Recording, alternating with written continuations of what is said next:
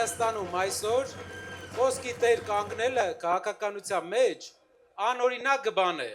Անօրինակ բան է, որովհետև մարդը կարող է այսօր մի բան ասել, վաղը ուրիշ բան, մյուս օրը երրորդ բանը։ Ցավոք, պատասխան հարցնող էլ չկա։ Պատասխան հարցնում է միայն Հայաստանի քաղաքացի։ Մենք ասում ենք, որ իրավունքը պետք է գերակայի բոլոր դեպքերում քաղաքական հետապնդումների էջն է պետք է թողնվի անցյալու։ Մենք միանում ենք ուժեղ Հայաստանի, որտեղ ինքը հենց այդ արժեքներն է դավանում։ Եկեղեցու կողքին ենք կանգնել եւ այն սարքելու ենք ել ավելի ուժեղ։ Մենք ուժեղացնելու ենք մեր ընտանեկան արժեքները եւ իզուր չէ Սամվել Կարապետյանը առաջարկում ֆինանսավորել նորաստեղծ ընտանիքներին, օգնել բազմազավակ ընտանիքներին։